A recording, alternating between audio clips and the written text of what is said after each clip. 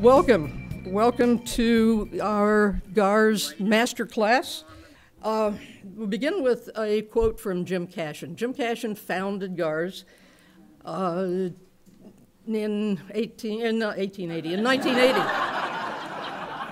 He founded GARRS. He was blind himself, and this was his passion for a number of years. And he used to say that we, as volunteers, want to do all in our power so as not to distract our listeners from what we are saying. A lot of what we do, inadvertently, does distract our listeners.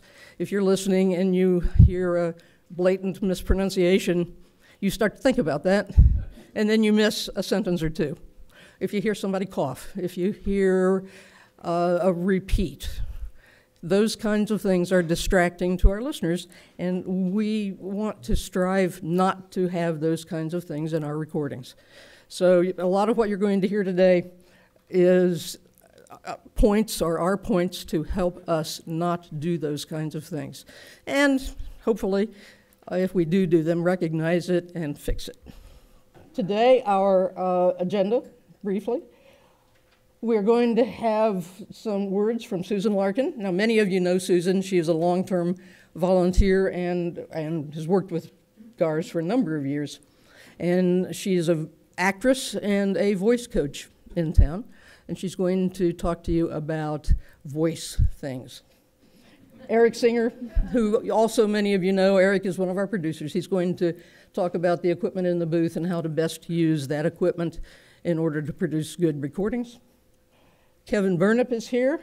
Kevin is now a volunteer. He's recently retired from being a producer. He's also been associated with GARRS for a number of years. He's going to give you some recording tips and tricks. I'm hopefully going to talk about correcting errors, but my multimedia piece is not working. And then I'm going to talk about describing pictures. A lot of you do not describe pictures, so we have some tips and tricks on how to do that. After that, Rachel will talk about the new volunteer software that we are introducing and we want you all to use. And then Rebecca will have some information, new things with GARRS, and a closing. I can hear you're all in full voice. That's really good to know. You were all very vocal while I was sitting there listening to you. Yes, I am a professional actress. I'm a SAG equity actress in the city. Do a lot of television and film when they hire me, and I started in theater.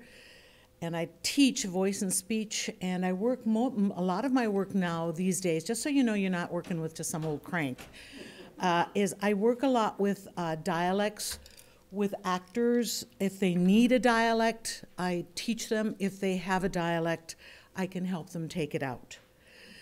Because a key for the listener, and this is where I'm going to start today, is that we don't want our voice to be a distraction. If you have a heavy Southern accent, I have no problems with it, but you might want to be careful because probably not all of our listeners or these listeners are Southern.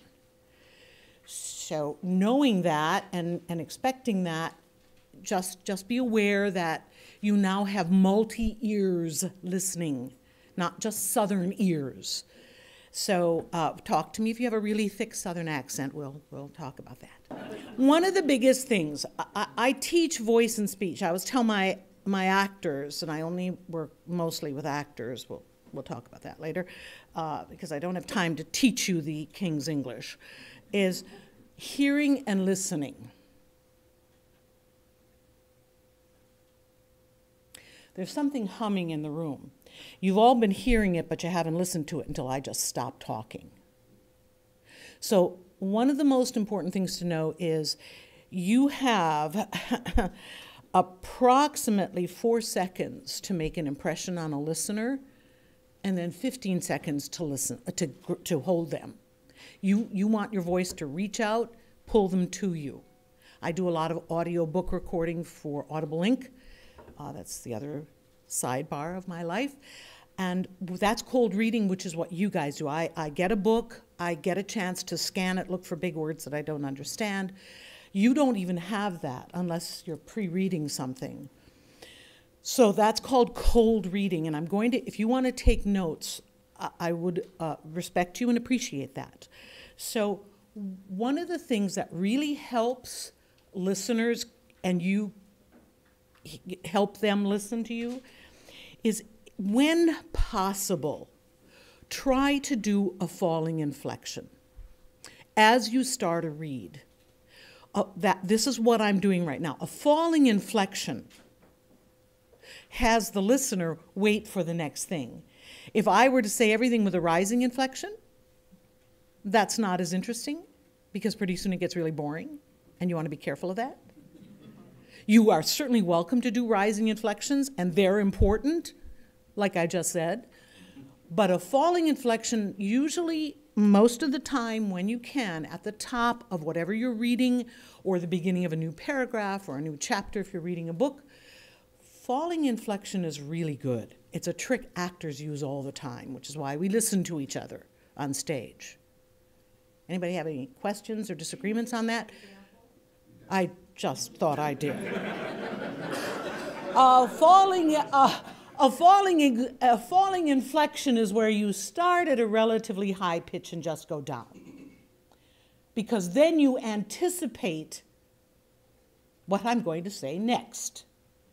If I do a rising inflection all the time, you're kind of leaning in and going, what? Rising inflections are good. I'm not saying they're not. These are just really sort of bullet points, guys and gals. If you were to take one of my classes, which I'm not, trust me, soliciting for business, is we would work on rising and falling inflection. It's called a trick. It's a trick of the voice. And I'm doing it a lot right now. Okay? You still want it subtle enough that it's not obvious. Right. I mean, yeah, you've got to be very careful of anything you do.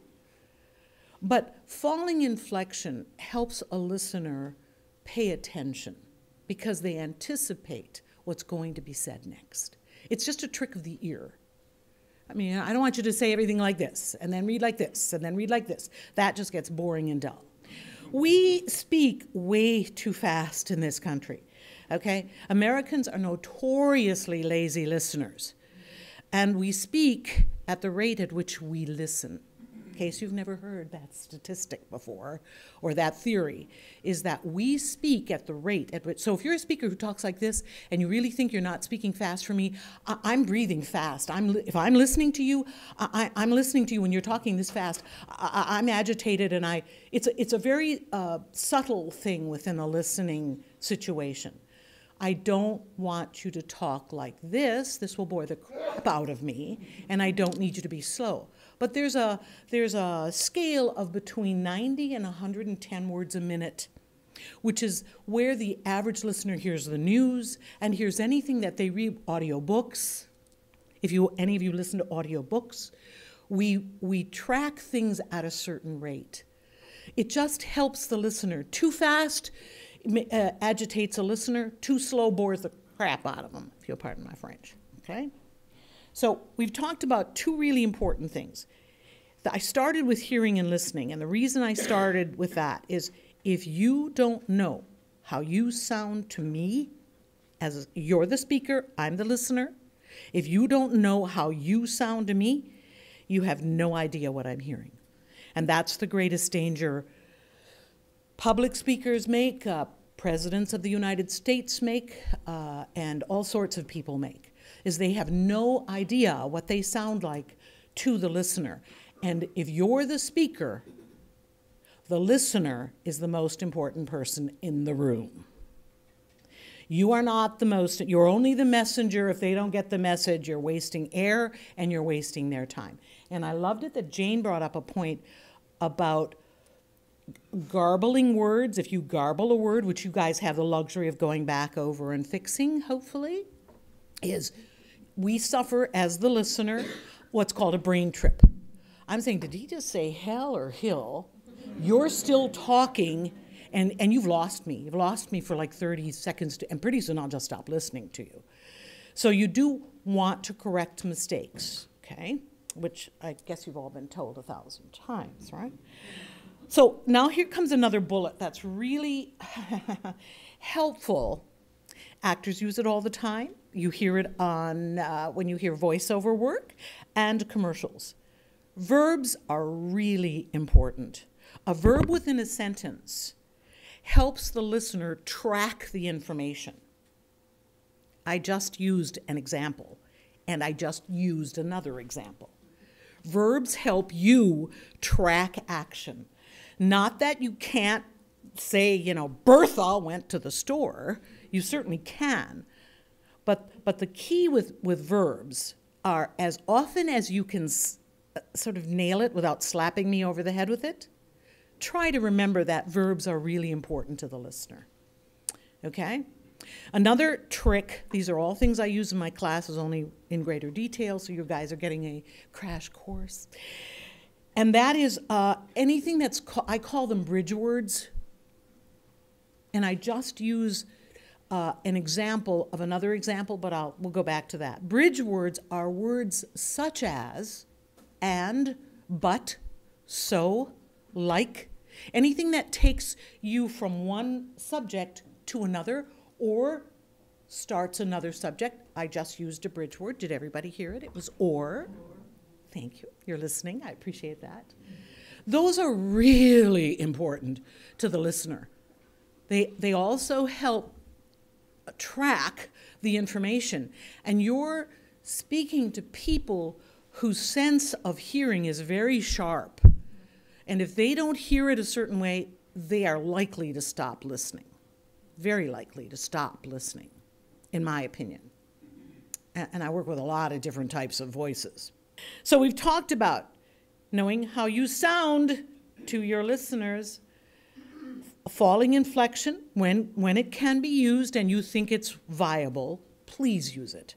I cannot tell you how important that is. Verbs, bridge words. The next trick is anything that describes something.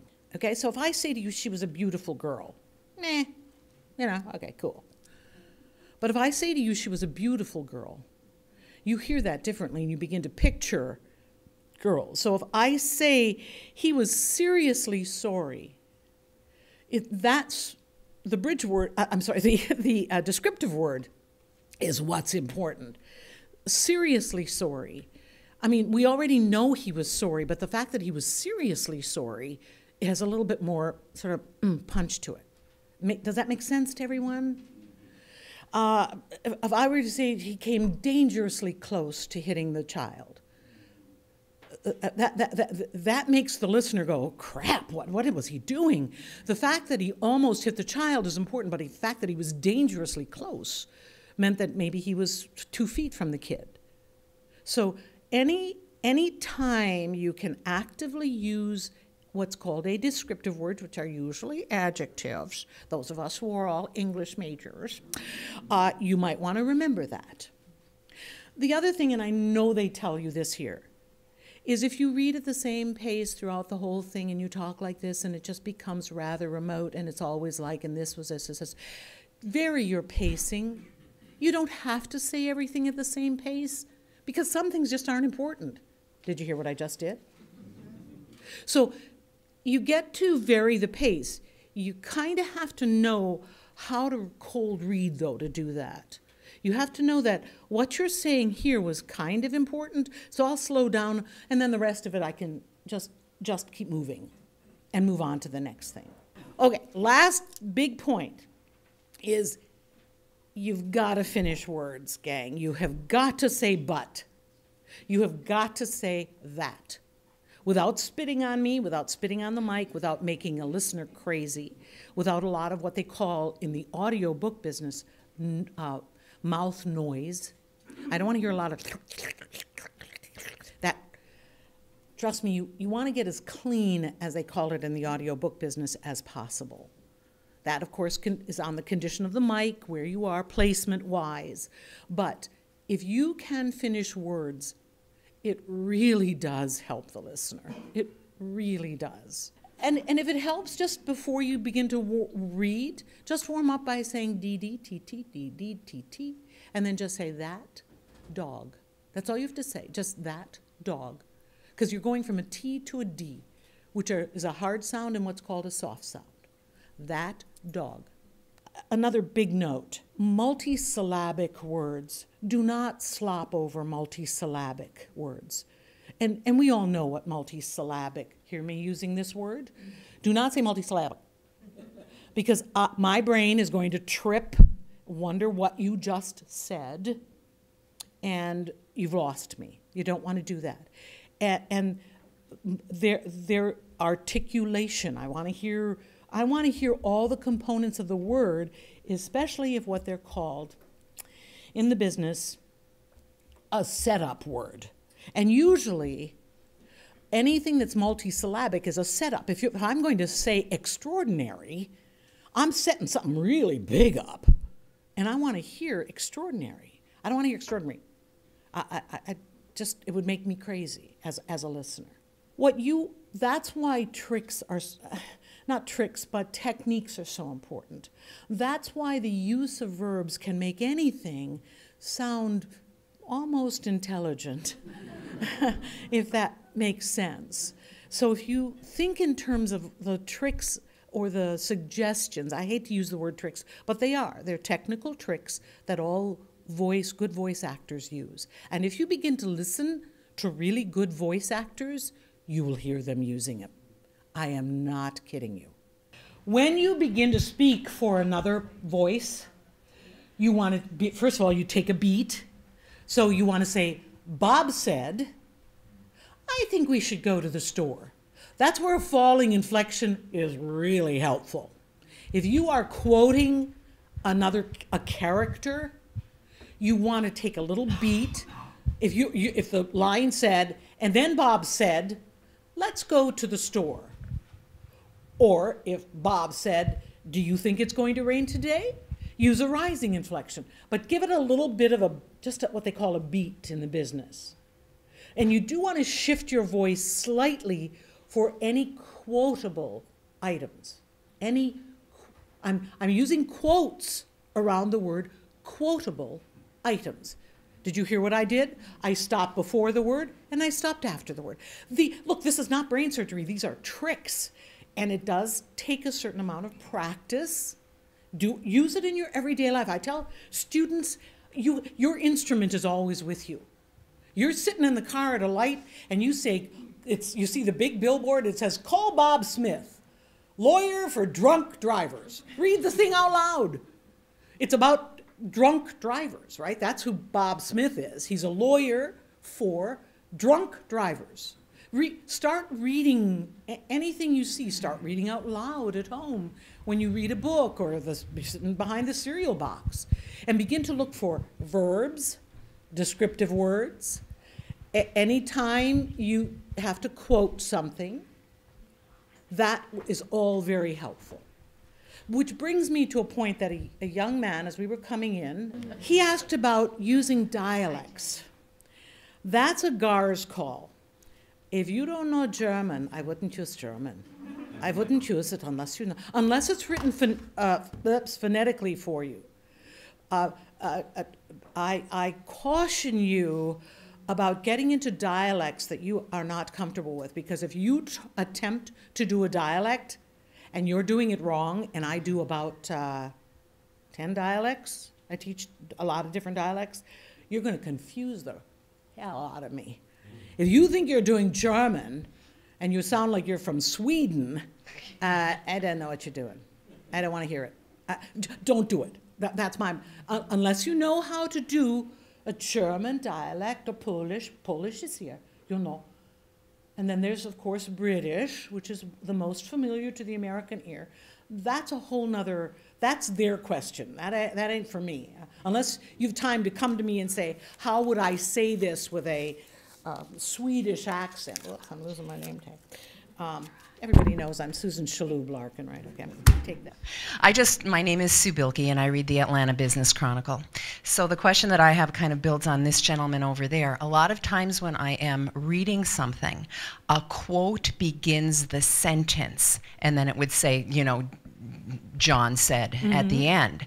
So I'm trying to think, as a listener, how do I understand that this is a quotation coming before the person who's saying it? My strongest recommendation is a falling inflection. At the end of the sentence, at the end of the quote, at the end of the quote, and then it comes in. And with the market John said. fell 2 points today. That's what John said. So dialogue is two people talking. Yeah. Is the pause sufficient, or I hesitate to try to keep in voice for John and Mary, okay? So I might pause, but I'm not going to raise my voice for Mary. No, but I think the pause is important. So the it's sufficient. May I suggest for the fellows in the room, okay, is don't be afraid of your, what I call your high notes. If you only do one thing for yourself and for me, is if you will just, all the men, I just want you to stop and count to 5. I want you to count at your base voice, right, which is the voice you speak at when you say your name. If I say, hi, my name is Susan, that's my base voice. So I teach actors this. You start 1, 2, 3, 4, 5. That's a good note to hit. Hi, I'm Cynthia Windsor, and I'm very new to this, and I appreciate your comments about finishing words and enunciation. And one of the things that I noticed about myself was that on some of those hard sounds, I think I emphasized them too much, and I wondered if there was some technique to not say the hard, you know, K's and T's and P's. Watch the pop of a microphone. You'll hear it when you hear a pop, right, or what they call a plosive on the mic. Yes. If you hear yourself back. Yes. The other thing is I'm not asking you to spit the sound out. It's simply a matter of learning how to just go. And is it a tongue position? Because I wasn't doing it intentionally. It is. I just do it. So it is. So it is, and I'm sure you don't. I'm sure you don't do it all the time. But you hear when you do it. Right, right. In my other life, I do radio and I talk really fast, and so when I come to GARRS, I have to slow it down. But the inflections that you're talking about, I'm talking about a lot of things at one time. It's like right here, the medium tone that you're talking about is right here in the chest part. So when you're cold reading, it's kind of hard to find where to start, depending on what the word is. You know what I mean? Where to start what tone to start on when you're beginning a sentence. Like if you say recently, and then you stop and you start talking. Bridge word. Oh, okay. Or descriptive word. Recently, that's called using several notes. Rather than saying recently, he went to the store. But if you say recently, back to our notes, 1, 2, 3, 4, 5, if you can make a multisyllabic word, for lack of a better word, musical. Yeah. Did you hear what I just did? That was a multisyllabic word. And rather than saying musical, I said musical. I put notes on it. It helps the listener. It enhances all that you do. I have a question about reading live the news, and you come across a Pakistani name or an Arabic name, and there used to be a lady here at GARRS, Betty, and she would say, Mally, just say it with conviction. I agree. I agree if you haven't vetted it, but if you're reading live cold like the newspaper or something, the best thing to do is just read it phonically. If it's S-R-I, just say Sri or Shri. Just read it phonically. First of all, the listener doesn't know who Shri or Sri is. They're just catching that it's a guy or a gal who has done whatever. Right. So I'm not telling you to, I think it's called fudging a little bit. But if you don't have time to vet and you are reading live cold, then your safest bet is phonics. your safest bet. Just look at the word and sound it out phonically, and if it's multisyllabic, slow it down. Slow. Vocal care is, well, they probably tell you this. Try not to do dairy before you come in to read. Okay? I don't need to hear a lot of what I call clutter in the voice. It makes me crazy. It also makes me want to clear my throat. You don't want to do that to a listener. You owe them a clean voice. So, and as far as vocal care, if you smoke, take it outside. Don't smoke.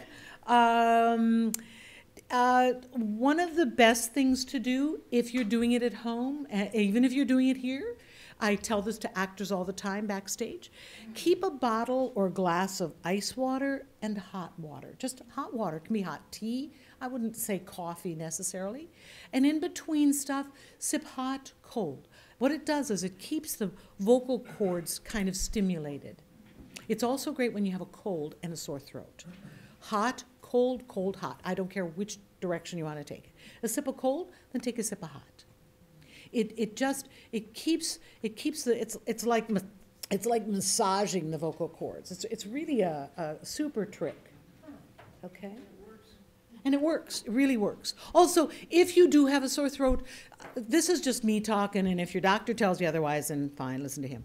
But don't mix. People want to do honey and lemon. If you've got a cold and a sore throat and a lot of mucus, honey and lemon is like pouring syrup on your vocal cords, and it's going to hold on to a lot of the bacteria and germs in your throat. Either do honey or lemon. Don't do them together. It creates a syrup which coats the throat, yes indeed, but it also, all the germs and all the crap from mucus, then it kind of it's like rubbing peanut butter on. It's going to hold on to everything. Just a recommendation as a long-time voice person. I know everybody says, honey and lemon, honey and lemon. Honey or lemon, yeah, I'm good with it. But you put them together, then don't talk for a couple of hours. If you're reading, I've noticed sometimes after I'm reading for a while, I start feeling like the phlegm or something in my throat, and I have to, pause and clear it up. And then another question that I had was about breathing.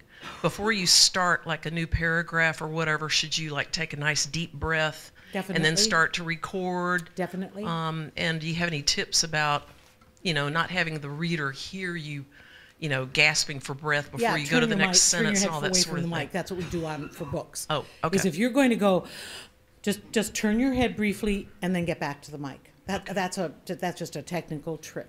We didn't even talk about body positions, but I'm assuming all of you know you don't want to sit crunched, okay? If you're going to read, when we read audio books, we're sitting and we're scrolling up on a little laptop. So you're sitting fairly upright rather than crunched over, which crunches the diaphragm, which tires you out faster. So just think in terms of if you can't stand, and many people record standing up, make sure you're just sitting upright. And the best way to do that is put a pillow behind your back, believe it or not. Pushes your diaphragm forward. Yes? But how do you deal with the collection of saliva or whatever in your throat that seems to happen to me after I'm reading for a while? Take the time to get rid of it. And as I said, hot and or cold water are good, easy remedies. Easy remedies. The other thing is, which I use when I'm in the booth recording a book, believe it or not, are grapes. Grapes are great. First of all, they don't leave things in your teeth, and they're easy to swallow, and there's a tartness to them that clears up a lot of. So I always keep like a little cup of grapes, and if I feel my voice going, I just eat a couple of grapes. For me, it works. Other people may say other things. Grapes, red or green, are a really good trick.